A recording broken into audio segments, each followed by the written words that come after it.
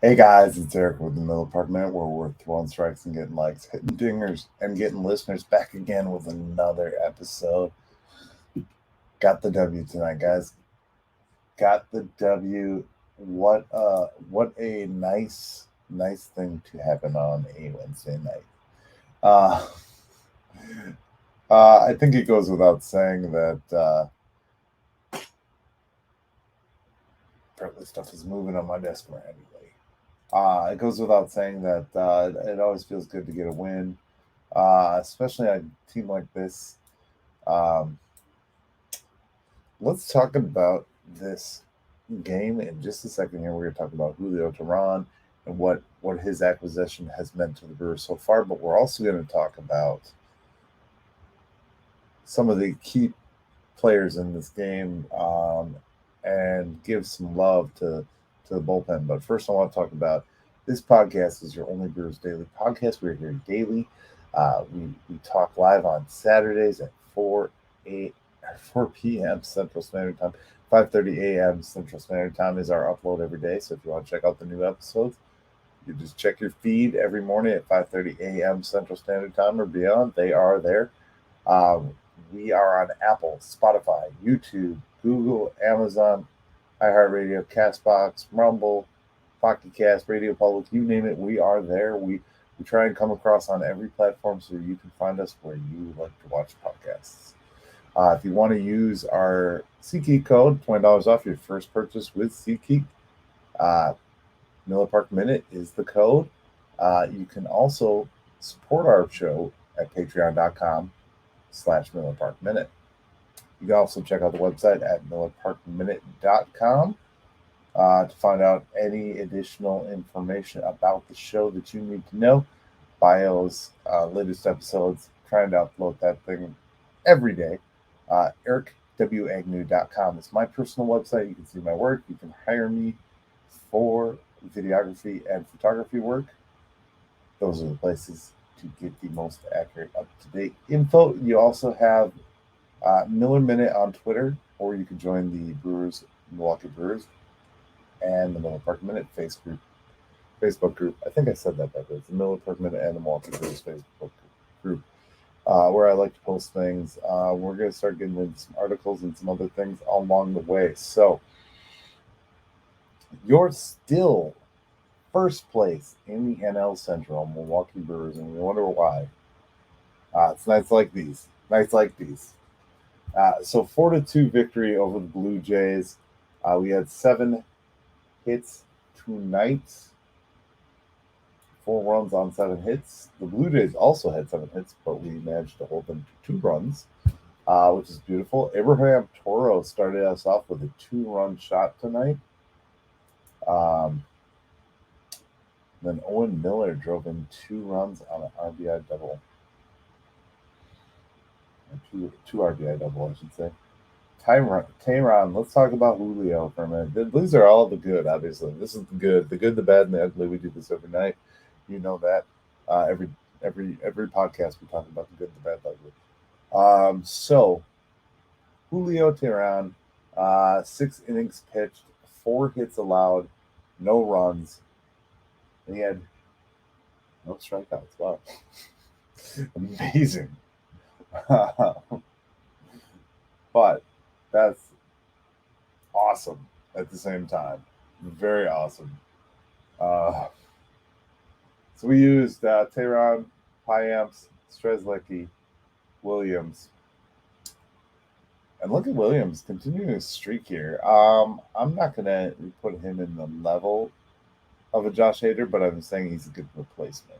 I'm not going to say he is Josh Hader. I see a lot of people like Josh Who, and I'm like, no, don't even start that because Josh Hader is one of the best in the business. And right now at this juncture, Williams has only had 9 of 9 opportunities. So we're well into this season, so he should have had. Well, I mean, I guess it's a good thing that he hasn't had more. Should have more opportunities. Um, I'd say the bad. Um, Still a lot of runners left on base. Um, Nothing downright ugly about this game. We still won. We're still first place in the NL Central. We actually 29-26 is our record, and the Blue Jays are 29-27. We're first place, they're fourth place in their respective division. The one thing, like I said, and I continue to say about these teams from the AL East, the AL East is a tough division. They could just as easily be a first place team in just about any other division in baseball. I think you could say that for most of the teams that are in the AL East. So the one thing we got tonight, we got a little bit of hitting going, seven hits, in 34 at bats. We were not as heavy a victim to the strikeout tonight. We only had 7 of those. Good offensive day. Just a good offensive day all the way around for the crew. We are still fighting these woes, but this was a good sign. If there was anything that we could catch lightning on a bottle with, it would be signing a pitcher like Julio Teheran, and we did. So, speaks well. Just to clarify, I wanted to wrap this game. Obviously, it's important. We have a chance to take the series. We got Freddie on the hill tomorrow. Good stuff. Freddie versus Crossman. So see if Freddie can have a bounce back, get another W on the board. Let's take a look at the leaderboards here. Every offensive game I like to cover the leaderboards. 251 average, 4 Christian Yelich, 37 runs, 4 Christian Yelich. Rowdy with 12 homers.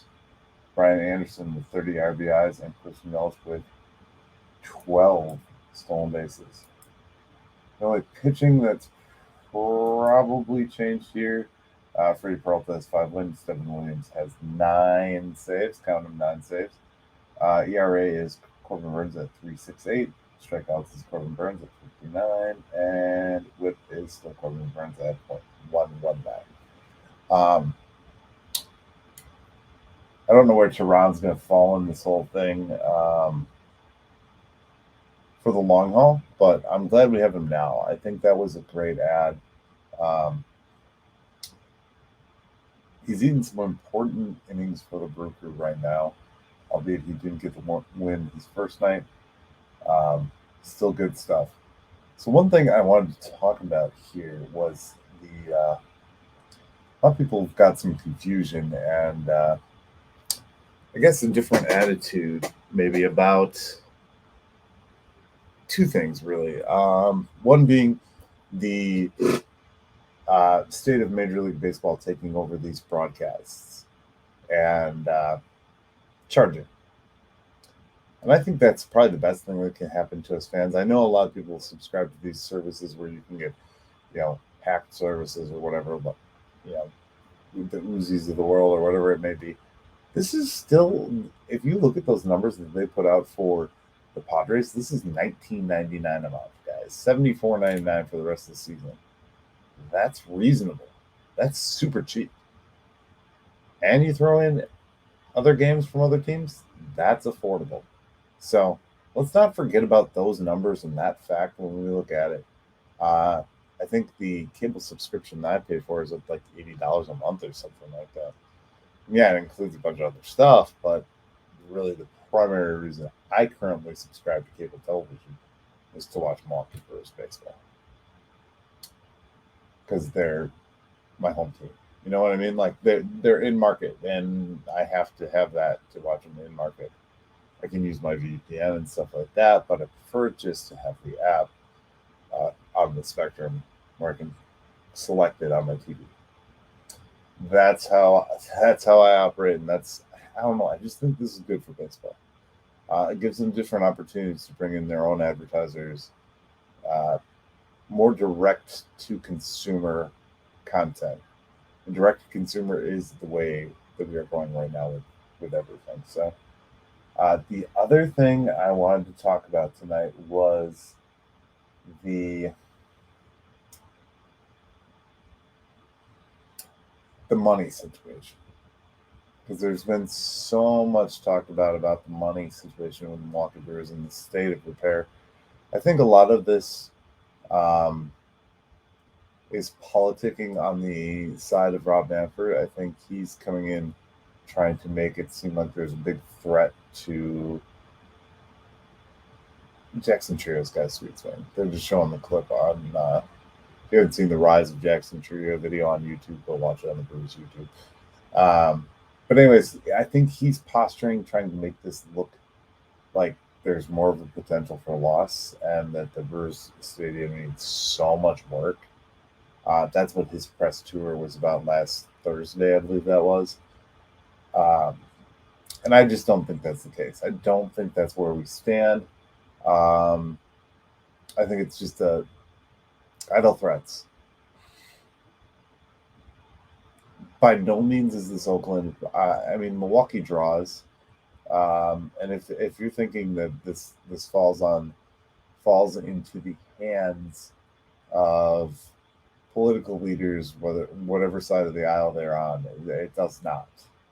It does not one bit. It falls on ownership being cheap. Our ownership group is being frugal, so to speak. They're trying not to spend all their reserve money, yet they have enough money to buy a soccer team. Mm-hmm. If I flash a Mark Antanazzo is cheap or cheap, I think it says cheap ass. Just quoting the meme. Sorry for the swear, but um, yeah, that's what it comes down to, guys. And I'm fed up. I'm sick of hearing that it's a political issue. It is not a political issue. They tried to politicize it, but what it really comes down to is the Brewers not spending the money and not putting the money in themselves, um, and trying to you know threaten and make the fans feel that the team is going somewhere. I don't think they are. If I gotta go by gut here, they are not. So let's try and roll past that, huh? The other thing I wanted to mention here, last but not least, is the All Star ballot is out. I'm actually going to talk about this ballot in just. Oh, it's funny. It glitched. MLB's website glitched when I clicked on the All Star ballot. Still glitching. That's funny. So, is there a guy on our team that deserves an All Star at this juncture? There'll be guys that get votes, but let's look around the horn. I mean, Rowdy, is Rowdy an All Star? Does he have All Star numbers? I don't think so. Turang, does Turang have All Star numbers? No, not yet. Does Willie Adames? Nope, batting two something. Does Brian Anderson? Brian Anderson now deserves a little more credit than the rest of the guys. I think he's been one of the best players on the team. Also, Owen Miller deserves one of the best. Has been one of the best on the team. And then you look at Weimer in the outfield, Tyrone Taylor in the outfield, Christian Yelich. Christian Yelich, albeit has had a resurgence. I don't think he is going to make an All-Star ballot with the crowded field that we have. I mean, there's guys like Bryce Harper, and there's lots of NL competition. I'm just looking through my list. I don't know if this is it. Nope, that's not it. My list is somewhere. So we will do a full All-Star breakdown and talk probably in the next few days here, because I want to talk about who I think does have a chance. Devin Williams is probably one of the few that I really see at this juncture. I don't know that you can really include anybody else unless they have, and that's going to be the build. The build is the next few weeks here, so we'll see where these all crack out. But I think that's as far as it goes, as far as any kind of conversation of All-Star.